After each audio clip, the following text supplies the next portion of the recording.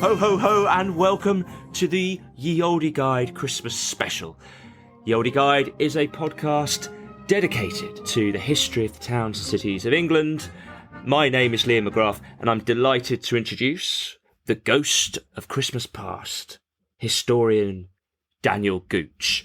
So, have you done all your Christmas shopping yet, Daniel? Some of it. I tend to buy a lot of last-minute gift vouchers for nephews and nieces, but they're happy with that. I went out to town with my daughter today. We bought a top-secret present for my wife, for her mother. Came home. That's good. Snuck her upstairs, snuck it under her bed to hide.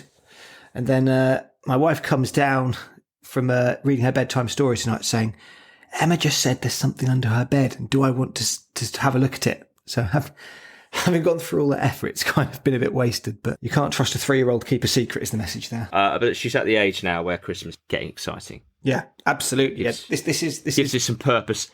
The child dividend, yeah. I'm looking forward to it more than probably any Christmas since I was a child. Although she did say last night she wanted to give all her presents away to other children. Not because she was feeling generous, she was just feeling grumpy, really. Good. Oh, well, I'm relieved because, I just think with Christmas, you want a net gain, really. That's a horrible thing to say. No, net gain in presents. Well, ideally, if you're a 3-year-old, I suppose, yeah. Well, brilliant. Well, I've done mine, but I've been enjoying the festive period. Just had a short trip to Stratford, Warwick, and Leamington Spa. 3 all very interesting, uniquely interesting towns, and they all had quite well. Warwick had a Victorian market when I was there, Victorian Christmas market, which was very nice, and Stratford had a Christmas market as well, so they were feeling very festive.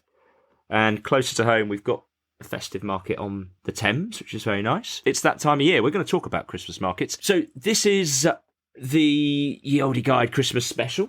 We've never done one before. No, more light-hearted, I think, isn't it, than normal? That's the idea. Let's hope so. Normally on the podcast, we focus on one town and we go through the history of one town, and we've been to loads of places this year.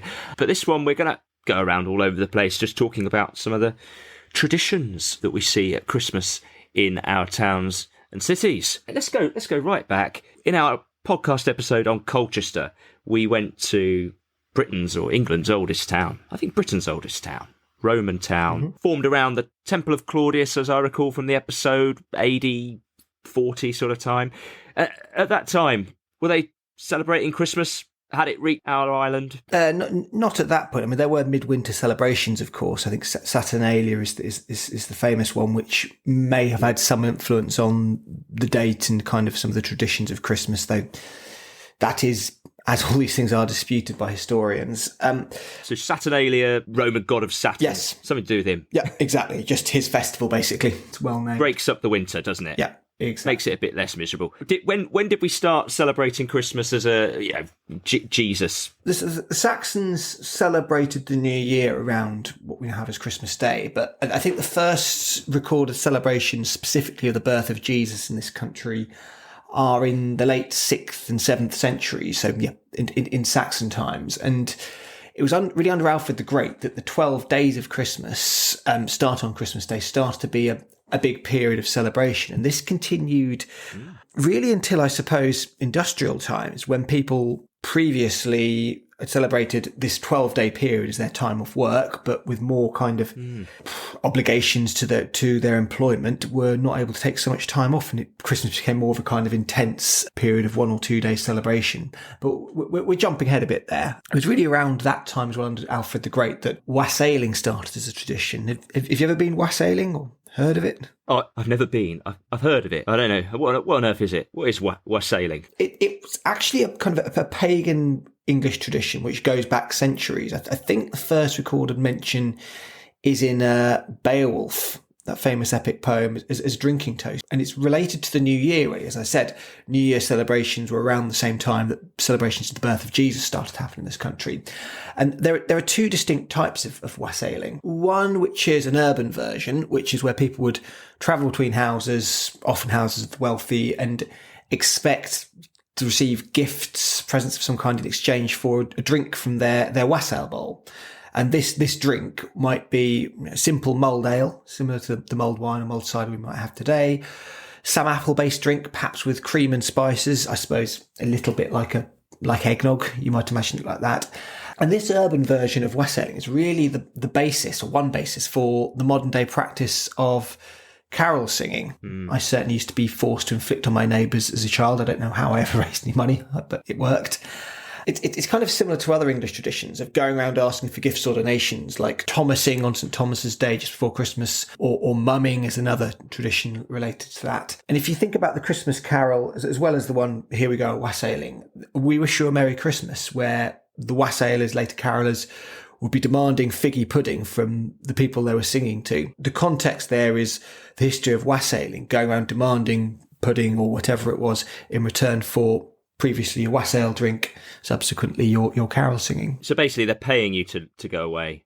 Yeah, I think that's the only reason I ever got anything. So whatever old traditions, the monarchy have been really important in the history of Christmas in celebration. Absolutely. And famously, when we got rid of the monarchy during the interregnum, the Puritan Parliament banned Christmas as kind of a wasteful, emblematic of Catholicism. There were protests and riots against it. There were people celebrating its reversal after the restoration of the monarchy. So there is a kind of tenuous link in that sense between monarchy, revelry, and what happens at Christmas. And if you go back kind of centuries, at least one, possibly a couple of monarchs have actually been crowned on Christmas Day. St. Edmund, the famous East Anglian king St. Edmund, was possibly crowned on Christmas Day in 855. The sources aren't certain, but clearly people want us to believe that.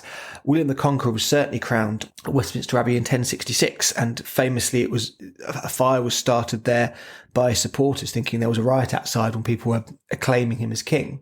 Finally, Henry III's daughter actually married the Scottish king in 1348. So there's clearly a link that's wanted to be kind of propelled outwards there. And the reason is possibly just to emphasise a link with the divine as the source of these monarchs' sacred authority. But really, if you're looking at links between monarchy and Christmas traditions, we have to go, I suppose, to Queen Victoria, Prince Albert, because it was really around the 19th century where so many of the Christmas traditions that we have today started to become invented. We talk about Christmas trees. Christmas trees are... That's the obvious one, isn't it? Yeah. So, every town and city across Britain these days has a Christmas tree on its main town square. But this was originally a German... Yes, it was indeed. The origins came across to us really from German royalty.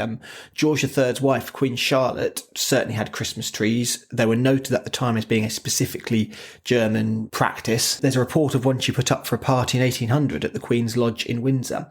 But they didn't really become more widely popular until her granddaughter Victoria was queen. And then there were images and reports of her family, which was, of course, at least half German, depending how you're defining it, gathered around this traditional German tree at Windsor. It was really at that point these images were disseminated widely. Prince Albert her husband is sometimes said to have introduced the tradition of the Christmas tree to Britain. Now, this isn't true, of course, because we've seen Queen Charlotte had one before, but there's no question that his family image, the traditional supposedly English family gathered around a Christmas tree, helped popularise Christmas trees. And he did present trees to institutions like schools and army barracks. But for our purposes, we're probably interested in public displays of Christmas trees because most towns and cities, pretty much all, will have a large tree displayed somewhere in the town. So trees, because kind of domestically in the home, they stayed quite exclusive until the 20th century, but they were,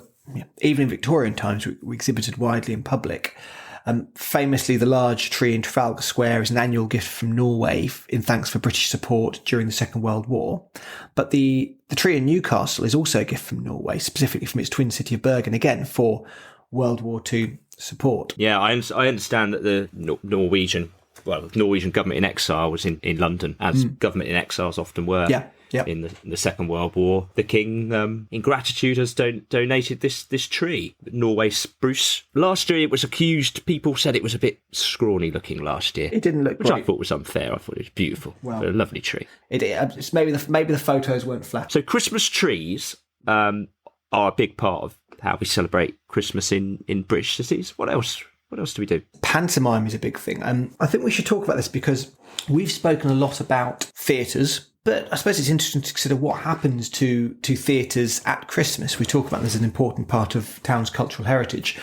And many of them get transformed into location stages for pantomimes. Pantomimes, if you're not familiar with the tradition, if you're not from the UK or just haven't heard of them, they're basically kind of loud, garish plays with song, dance, music based on a few stock stories. Like they could be based on fairy stories. I think Aladdin and the Arabian Nights comes into it. Jack and the Beanstalk, these Babes in the Wood, traditional stories are all come into it.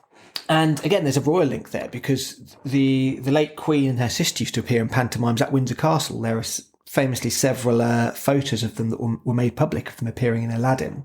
This historical kind of heritage of pantomime, it really is it's quite diffuse.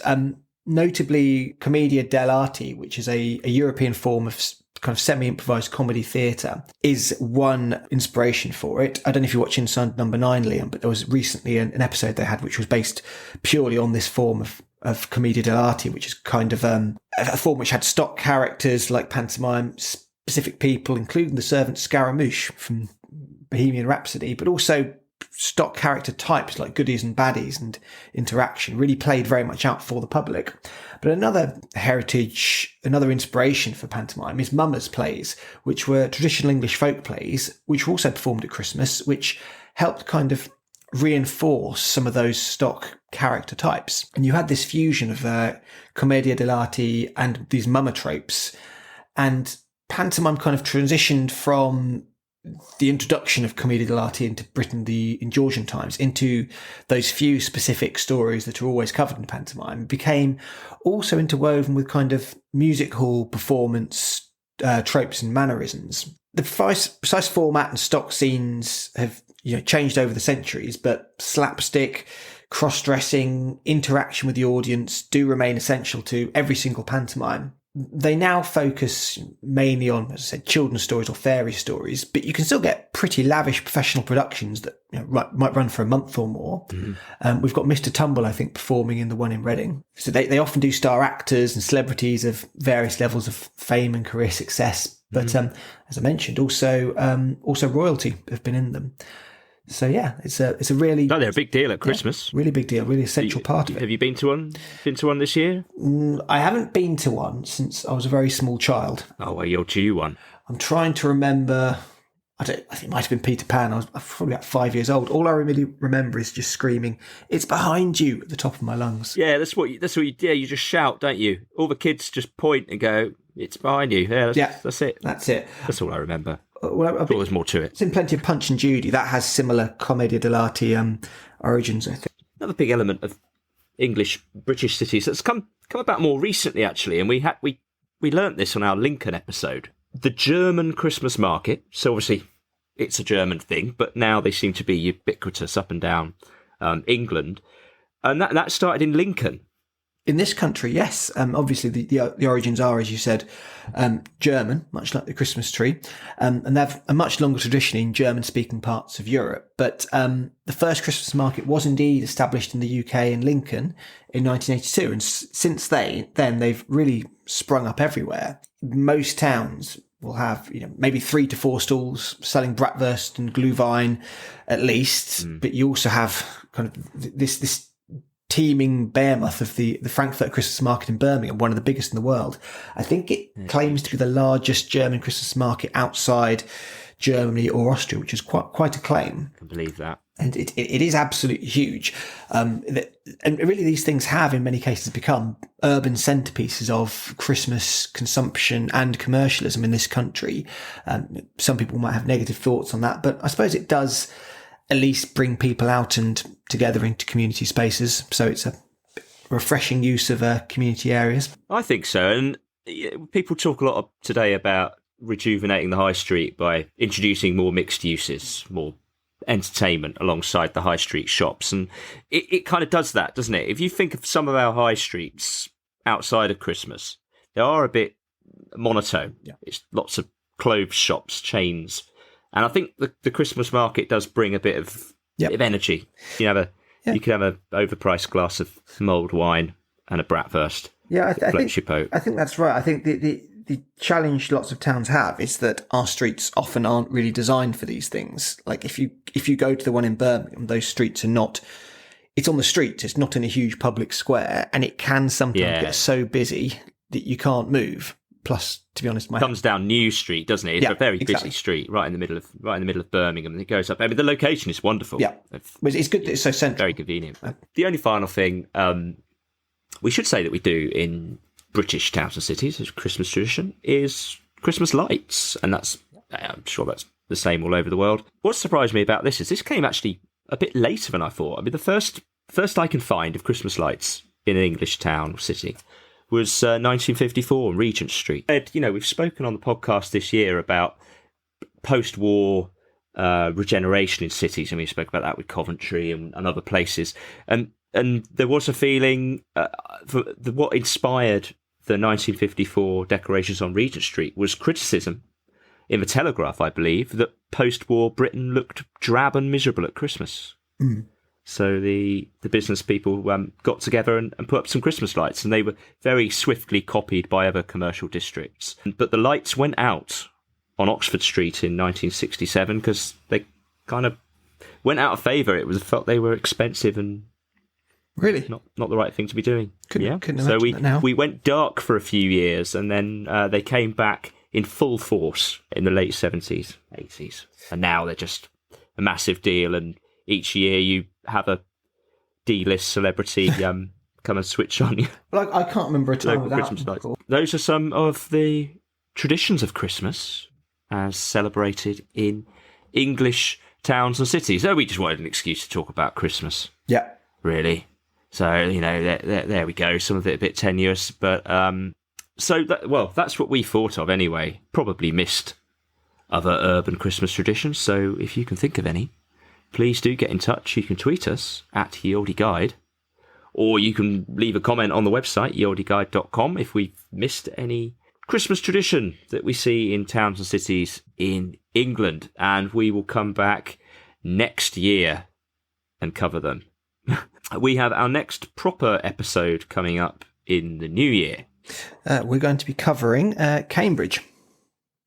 Back on the tourist trail again, one of the well-known, well-visited towns. We're going to try and take a unique perspective on this. There's plenty of podcasts that talk about clever people from Cambridge. We certainly went to some places in Cambridge I'd never been to before. So lots to talk about. And following that, we've got Stoke-on-Trent, which is a particularly unusual city in England in that it's polycentric. 6 towns merged into one world-famous centre for ceramics. Well, I think that's it. I think that's all that's left to say is wish all our listeners a very happy Christmas. We'll be back in the new year. Merry Christmas. Merry Christmas.